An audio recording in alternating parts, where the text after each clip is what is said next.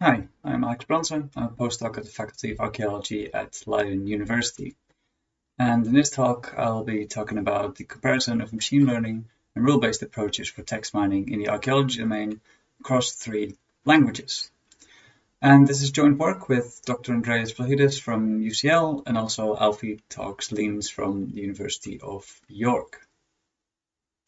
So to start off, what is actually the problem? Why are we doing this? We have too much text, and I think we're all sort of familiar with this problem. In the Netherlands, specifically, development-led commercial archaeology due to the Malta Treaty has produced many reports, and this great literature is growing with over 8,000 a year, and we currently have more than 80,000 reports.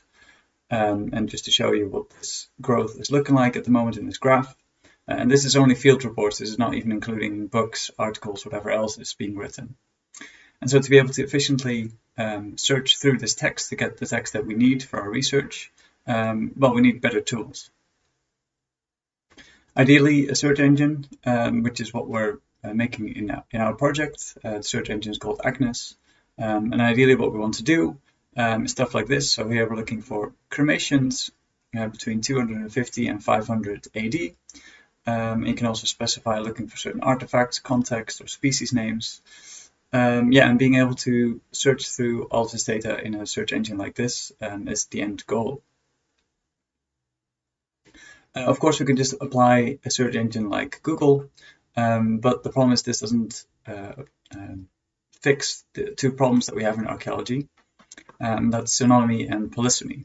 And these are not just in archaeology, but we specifically suffer from it in our way we talk about our research. And so synonymy is one word that can be one meaning that can be defined with many different words.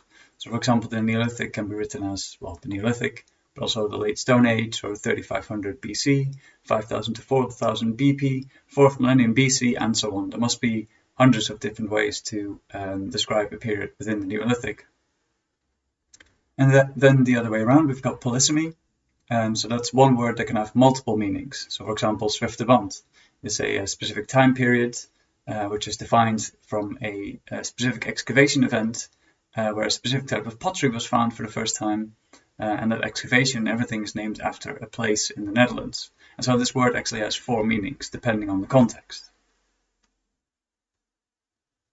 So the technique that we apply to fix this is called named entity recognition, or NER. And in essence, what it is, it's a technique that goes through text and finds certain concepts. So here, for example, it has found a place name, Zwifterband, because it sees that the excavation in Zwifterband. So it knows this is a place name. Also, an artifact here, pottery, and the time period, Iron Age. And so what this actually looks like, it's a machine learning classification problem. And for each word in a sentence or in a text, it wants to apply a label. In this case, if it's nothing, it applies the label O. If it's a material, it applies the label mat. If it's an artifact, the label art, and period for time periods. And so we assign a label to each word, and either it's nothing or an entity type.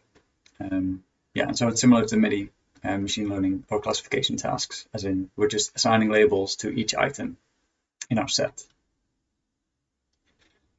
There's different ways of doing named entity recognition. It doesn't have to be machine learning. We can also just use rule-based approaches. And then there's the classic machine learning, which we use conditional random fields, or CRF. And then there's the latest cool stuff, deep learning and transfer learning, where we use the BERT family of models. And then for the BERT models, we look at a generic model, and also an archaeology-specific model to see if that improves the performance. So let's start off with the rule-based NER. This is the work by Andreas Vlachidis. He used the GATE software, which is great because it's rule-based. We don't need any labeled data, and it's relatively quick to set up. And basically, we do a vocabulary check. So if X is in the vocabulary, mark the word as an artifact. These kinds of rules. And then there's some more generic rules, such as if there's one or two numbers and it ends with EH century, then mark it as a time period. And so with a couple of relatively simple rules, we can catch quite a lot of the words that we use to express archaeological information with. Then moving on to the classic machine learning, we use conditional random fields. And so this is a supervised learning approach, so it does need labeled data. And it's sort of similar like an SVM or a support vector machine if you're familiar with these, but it takes into context it takes context into account.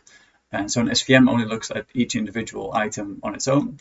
Conditional random fields also looks at the previous and the next word in the sentence to make a prediction. And this has for a long time been the baseline for named entity recognition, although it's been somewhat overtaken by spaCy. And finally, we get to the transfer learning with BERT. And so BERT stands for bidirectional encoded representations from transformers, which is quite a mouthful. It's currently state-of-the-art in NLP, or, well, it was the state-of-the-art when I made the slide originally. Since then, the GPT family of models has been overtaking BERT.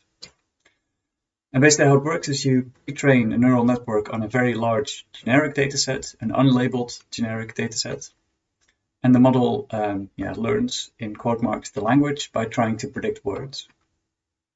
And then once we have this so-called language model, we can fine-tune it to do other tasks with a smaller labeled dataset, still a relatively large dataset. And in this case, we train it to predict entities, but it can also do other tasks such as document classification. Now, these BERT models, Google originally made an English model and a multilingual model. So we tried those two. And so, there's the multilingual model, which has about 100 languages in it, I believe. We also looked at the language-specific models. So that's BERT-base for English, BERT-base German for German, and Bertje for the Dutch language. And then we made archaeology-specific models for each of these languages. And basically what we do there is we take one of these language models that's been pre-trained on a huge amount of data, and then we further pre-train it by also giving it a large amount of unlabeled archaeological data. And so this data we've been able to gather with data from the ADS, Dansk, and Heidelberg University journals. So now we get to the results. Unfortunately, it's just a boring table, but this does show everything that we've been doing and all the results of the different methods across all the different languages. And so this is from a 5-fold cross-validation, and we're looking at the micro average, only at artifacts and periods at the moment. So as you can see, basically the archaeology BERT models are working the best in general. So we've got here for Dutch, this one is the highest, also for German, this is the highest. But then when we look at the English model, for some reason the archaeology BERT model isn't working very well. And I think this might be something to do with the training data we used for that. Something might have gone wrong, so we need to just double check and go back in there and see if there's further pre-training with the archaeology data. If something went wrong there, because this is, seems strange. It works very well in Dutch and German, but not in English.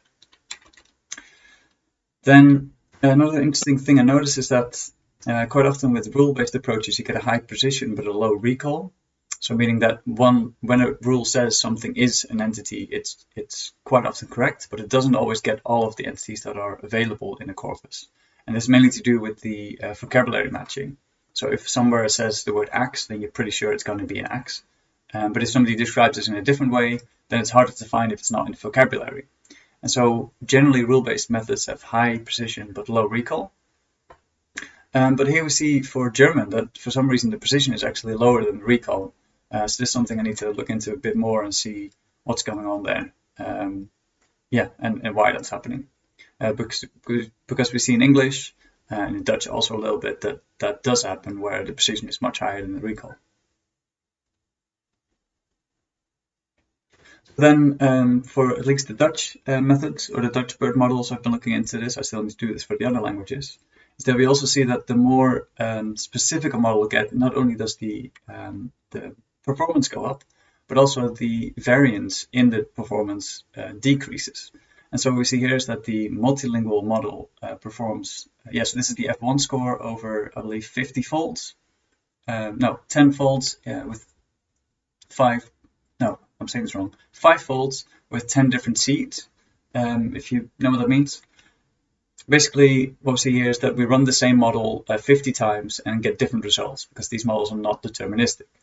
And so for the multilingual model, we see that there's a lower performance than the other ones and a higher spread. Then when we go to the Dutch model, we see that the spread gets a bit smaller. So the variance gets smaller and the performance gets higher. And then here finally the archaeology Dutch bird model specifically performs even better and has an even smaller range. So that's quite interesting. So it seems that these models, and specifically transfer learning, was always promised to be the thing that would give us, we just take a giant data set that's generic and apply it to a specific domain and it will work. Well, it does relatively well, which you can see in this multi-model and this Dutch model. But actually, it still makes sense to further pre-train and give the model information about the domain you're dealing with, in our case, archaeology, because it does improve the results and make the model more stable. So once we've actually trained all these models, so for the Dutch corpus, we've already done some more experiments and we've labeled the entire corpus. So we've found all the entities in all the documents that we have. And these are the results. So we found millions of artifacts and context and locations. And most of these top 5 artifacts, for example, that we found make sense. Pottery, charcoal, flint, that makes sense. Materials, also wooden, flint, all logical. Then locations, Netherlands, and some provinces. But then there's also an apostrophe here. But I first saw this, I was very confused. Like, why is BERT labeling apostrophes as place names? And I realized that in the Netherlands, some place names actually start with an apostrophe. And this might be what it's picked up on and what's being labeled. And then finally we have time periods. Again, most of them make sense. Roman period, Iron Age, late medieval and modern. But then we saw this very specific date range, 150 to 210, presumably AD. So yeah, these apparently occur a lot and are being labeled as being a time period. So I looked into this, and yeah, in Dutch, archaeology is not a specific period that's defined like this. There's nothing special going on. It's a very odd time range as well. So I wasn't really sure what's going on. Then I looked into what these predictions actually are. And I saw that this is actually the grain size of medium coarse sand in nanometers. So basically what's happening here is that these grain sizes are always reported in a table, which means that if you've ever taken a PDF and turned it into text, all the context information is lost.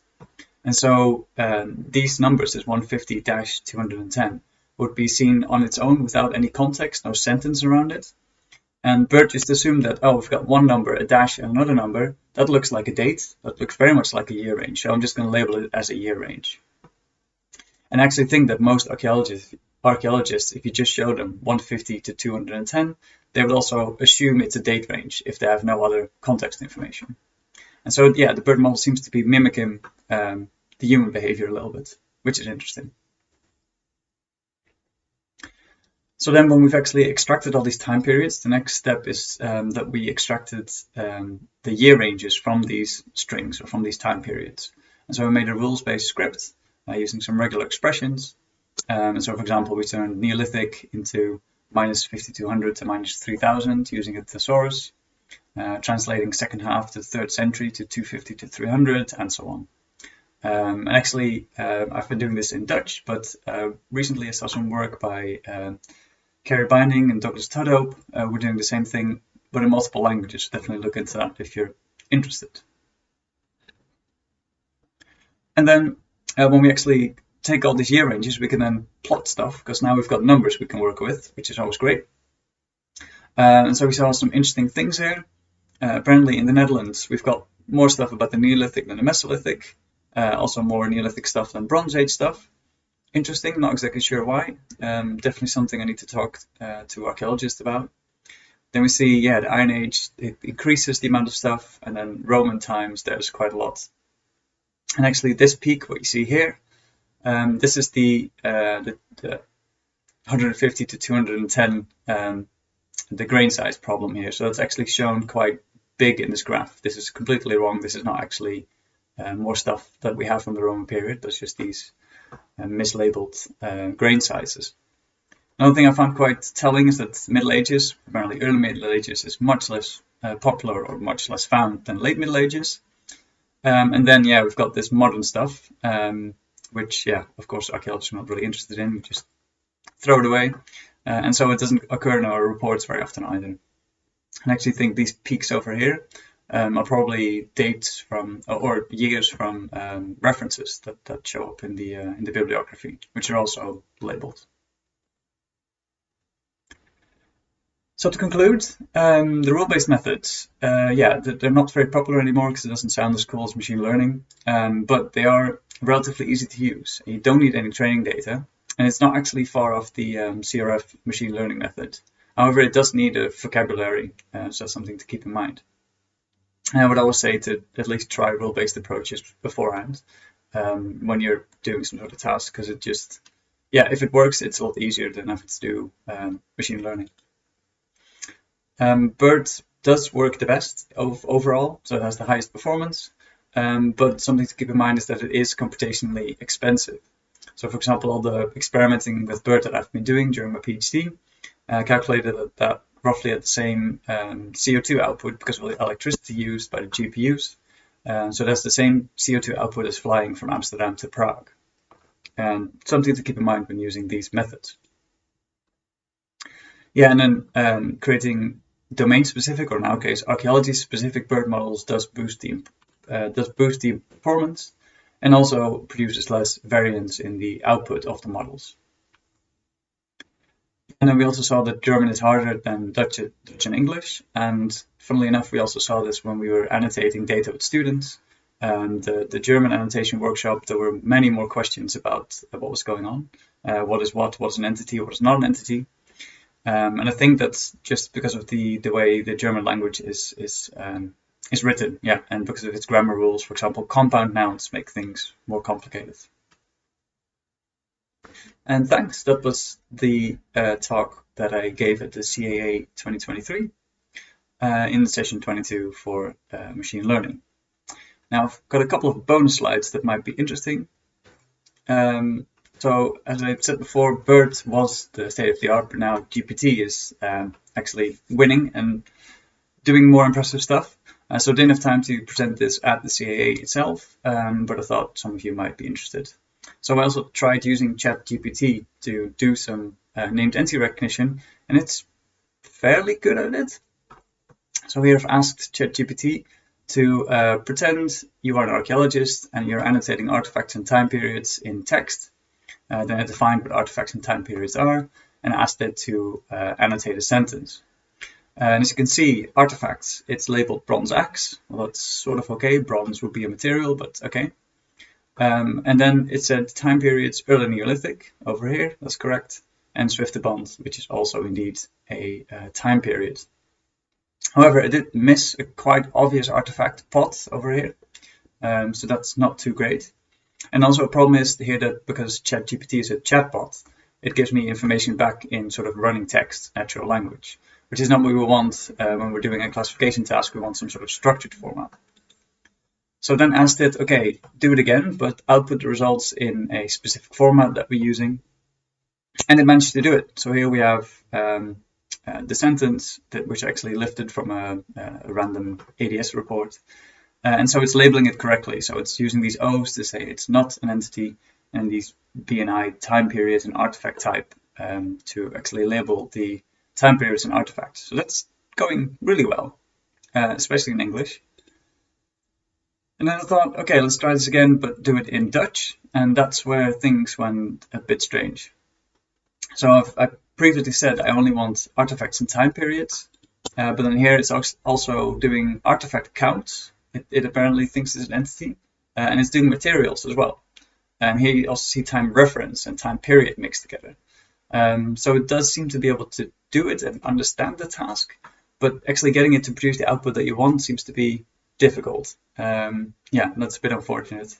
Hopefully I can work with the underlying GPT model directly, and I might be able to do something there. But yeah, these models, these ChatGPT is something like, I believe, 1,000 times bigger computationally than the BERT models. So these do take up a lot of resources. I'm not sure if that's feasible to be using on my entire corpus, which has, yeah, like I said, millions and millions of entities. Yeah, and I think that's everything I wanted to talk about today. So thank you for listening.